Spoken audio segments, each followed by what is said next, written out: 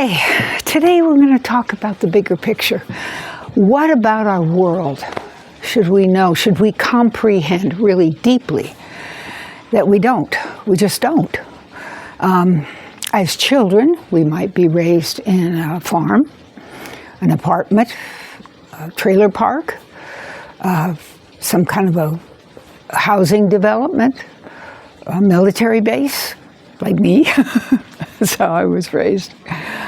You just are only thinking of that area when you're little, house and the yard, and then it becomes the school and friends, and then it becomes where you go shopping. I mean, it doesn't take in the entire planet until today. Maybe today. Maybe you never really thought about the fact that this whole space is us. It is. If one space goes wrong, has a problem, it very often affects the other parts because there is a fine balance. Now, one of the ways that you can experience this, and it's an ideal option, is to build a terrarium. I used to do this in my classrooms. We'd build a terrarium. It could be a dry terrarium, it could be a wet terrarium, however the students wanted to work on it. And the idea is that within that small space, you have life in balance. That's the whole point, is to make sure it's in balance. There was a bubble that a number of people lived in a decade ago, I think. I'm not sure, but they lived in a bubble to test all kinds of things about what we could live in and what and so forth, and grow and eat and exist and emotionally, mentally, physically, but everything to look at. But what we don't think about most of the time is that our entire planet struggles to be in balance. And most of our planet is water. And what so hard to realize, it's so painful for me to even tell you this, because I've only experienced one lifetime, just one lifetime.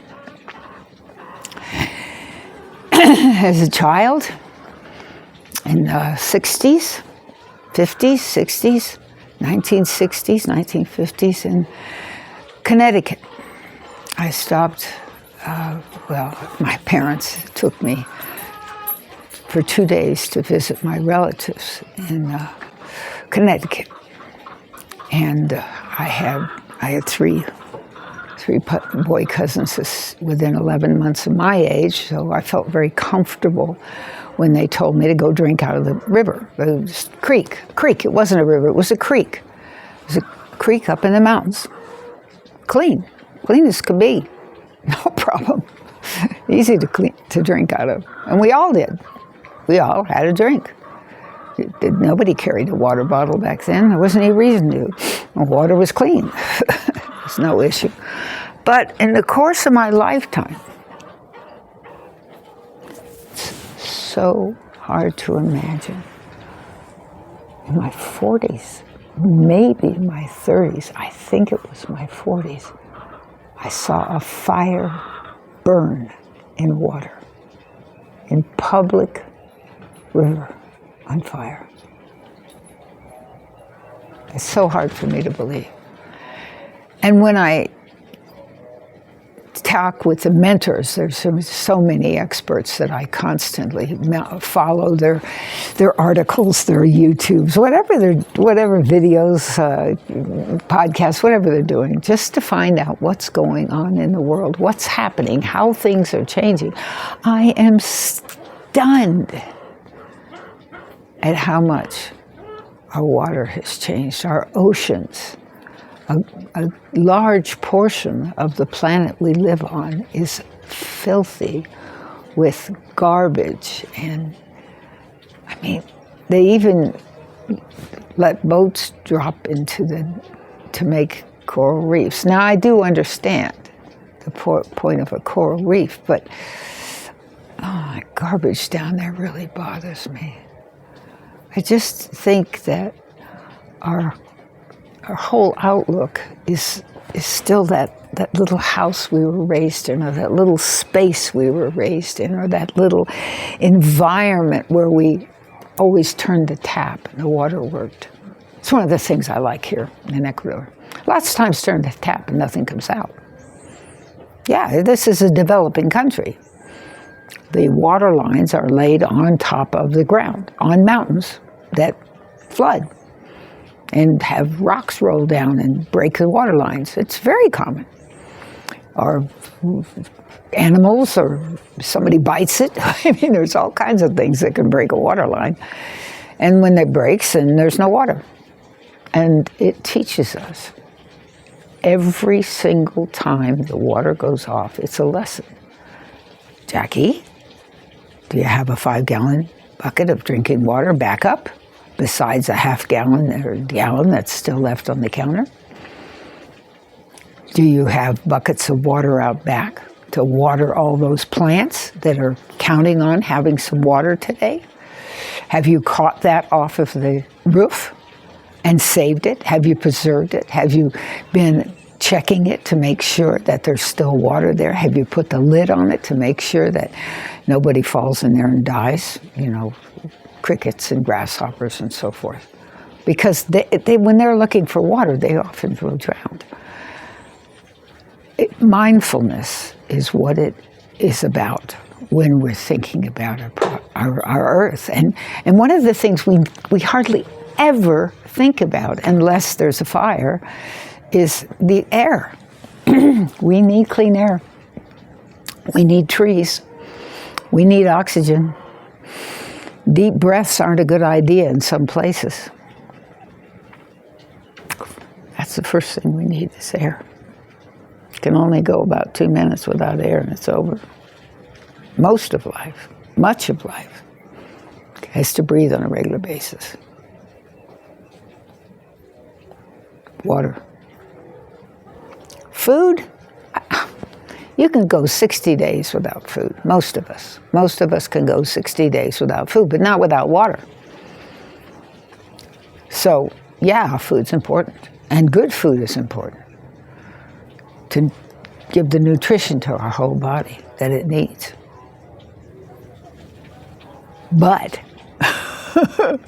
do we think about the fact that in order for all of us to be raising our own food, we would only have 1 billion people on this planet?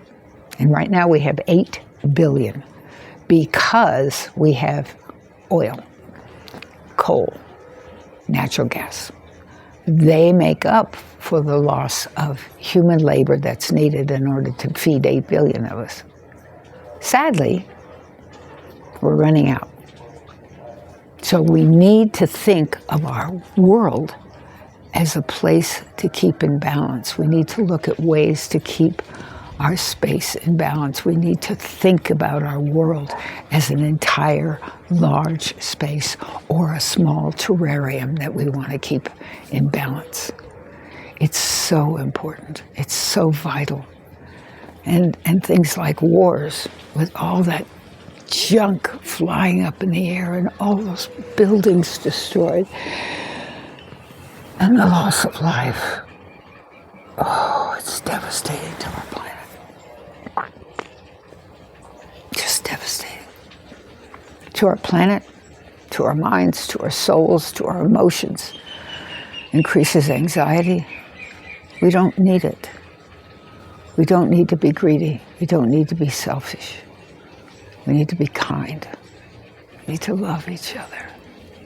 We need to help each other.